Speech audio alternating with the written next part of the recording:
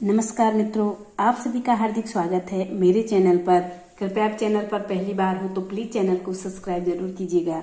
आज मैं इस वीडियो में चर्चा करूंगी कि जो देवगुरु की वक्री अवस्था है सिंह राशि की जातकों पर कैसा असर डालेगी, इसी की चर्चा करूंगी। ज्योतिष शास्त्र में 9 ग्रह होते हैं और हर एक ग्रह को अलग अलग चीजों का कारक माना गया है।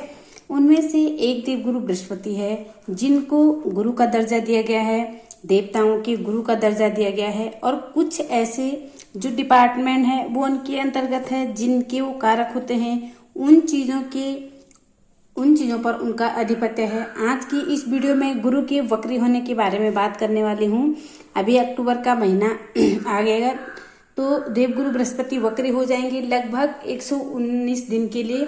अभी देवगुरु बृहस्पति जो दैत्य गुरु शुक्राचार्य हैं, उनकी राशि वृषभ राशि में विराजमान है। 9 अक्टूबर को वो वक्री हो जाएंगे। और वक्री होना क्या है, देखिए, वक्री होने का मतलब होता है कि उल्टी चाल चलते हुए प्रतीत होना, यानी कि उनकी जो उल्टी चाल है वो इतनी धीमी हो चुकी है, या फिर ये जो सूर्य की एक विशेष दूरी पर आने की वजह से ऐसा प्रतीत होता है जैसे उल्टी चाल चल रहे हैं।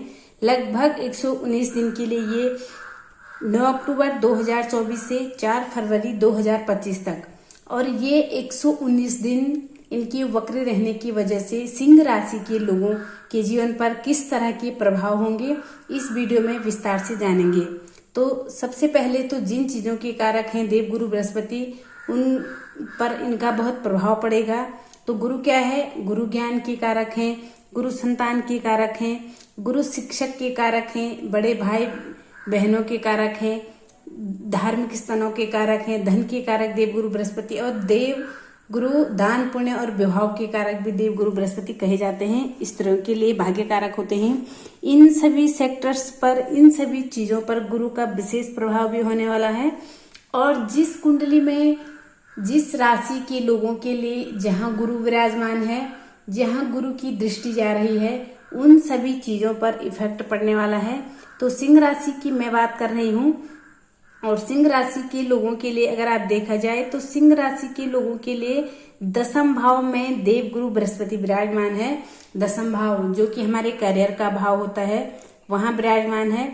और 10वें भाव में ही ये वक्री होने वाले हैं।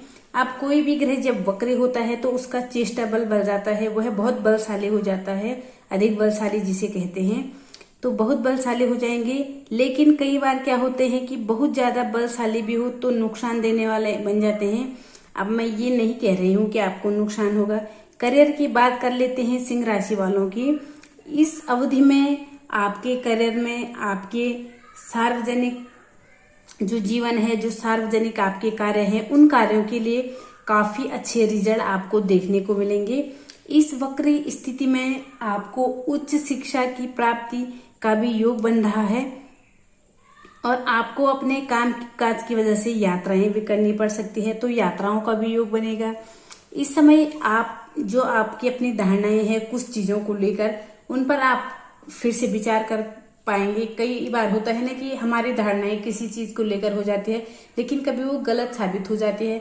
तो कुछ ऐसी चीजें रहने वाले हैं, जैसे या तो कोई व्यक्तिगत हो, या प्रोफेशनल हो, या आपके लिए राजनीतिक हो, या धार्मिक ही क्यों ना हो, लेकिन आपको अपनी सोच को कुछ नई बातें जोड़ने की कोशिश कर सकते हैं, कुछ नई चीजों को जोड़ने की कोशिश कर सकते हैं। देखिए, 10वें भाव में बैठे हैं, लेकिन वक्री अवस्था उल्टी चाल चलते हुए प्रतीत होता है। तो 9वें भाव की रिजल्ट भी आपको देखने को मिलेंगे। अब यहाँ क्या हो गया, आपकी सोच बदल जाएगी, आपकी सोच में बदलाव देखने को जरूर मिलेगा। और जो भी विद्यार्थी इस समय हायर एजुकेशन की तैयारी कर रहे हैं, या खासकर उनकी बात करूं जो बाहर जाना चाहते हैं, विदेश जाना चाहते हैं, विदेश जाने की योजना बनाना चाहते हैं, विदेश जाकर पढ़ना चाहते हैं, तो उनके लिए थोड़ा सावधानी भरा समय है। उनके लिए कुछ न कुछ परेशानी बन सकती है। जैसे मैंने कहा, ये चेष्टा बल जब बढ़ जाता है, बहुत अधिक बलशाली हो जाता है, तो कुछ चीजों में परेशानियां भी खड़ी हो जाती है।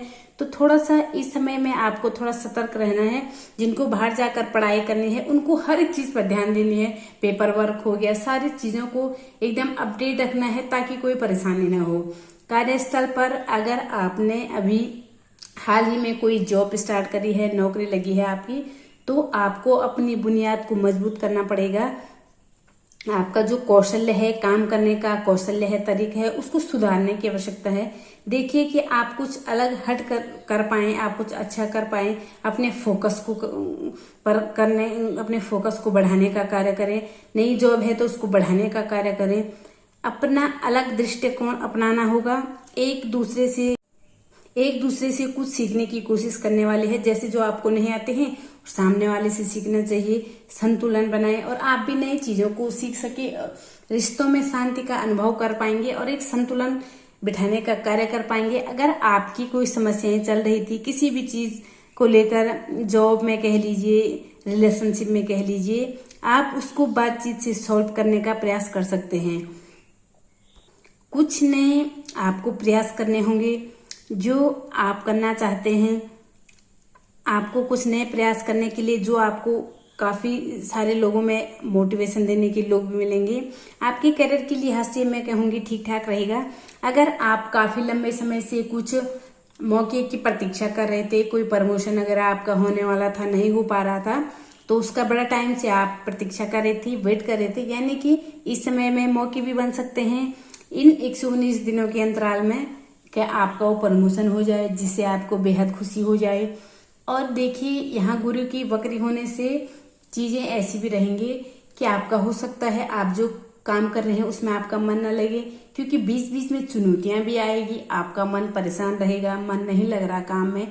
तो ऐसी स्थिति में आपको अपने फोकस को बढ़ाना होगा। मेडिटेशन कर रहे तो सही तरीके से करना होगा ताकि आप अपने मन को सही तरीके से काम पर लगे सके और बदलाव भी आएंगे।